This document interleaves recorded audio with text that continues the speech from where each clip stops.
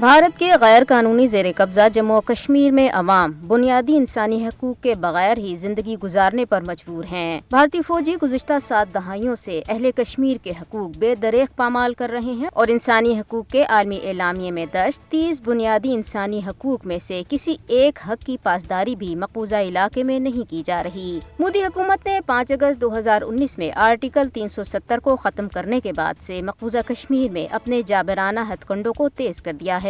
مودی حکومت نے مقبوضہ جموں کشمیر کو ایسی جہنم میں تبدیل کر دیا ہے جہاں کوئی بھی شخص بھارتی دہشت گردی سے محفوظ نہیں۔ کشمیری عوام کو اپنے حق خودارادیت کے مطالبے کی پاداش میں قتل، قید و بند، بدترین تشدد اور تذلیل کا سامنا ہے۔ مقبوضہ جموں کشمیر میں انسانیت کے خلاف جاری بھارتی جرائم کو دنیا بھر میں دستاویزی شکل بھی دی گئی ہے جن سے صرف نظر نہیں کیا جا سکتا۔ نیشنل کانفرنس کی طرح PDP کی سربراہ محبوبہ مفتی نے بھی مودی کے فرقہ پرستوں کے ہاتھوں مقبوضہ جموں کشمیر کی خصوصی شناخت کو لاحق خطرے کے پیش نظر نام نہاد اسمبلی انتخابات کا بائیکاٹ کرنے کا اعلان کیا ہے۔ ادھر گپکار سری نگر سے ایک غیر مقامی شخص کی لاش پرسرار حالت میں برآمد ہوئی۔ یوم شہدائے جموں کے سلسلے میں لندن میں کشمیری اور پاکستانی کمیونٹی کے اراکین اور ان کے حامی کشمیر ڈیجیٹل وین کے ہمراہ بھارتی ہائی کمیشن کے باہر جمع ہوئے اور احتجاجی مظاہرہ کیا۔ ڈیجیٹل وینز پر کشمیریوں کی نسل کشی کا آغاز نومبر 1947 میں جموں کے قتل عام سے ہوا جیسے نعرے درج تھے۔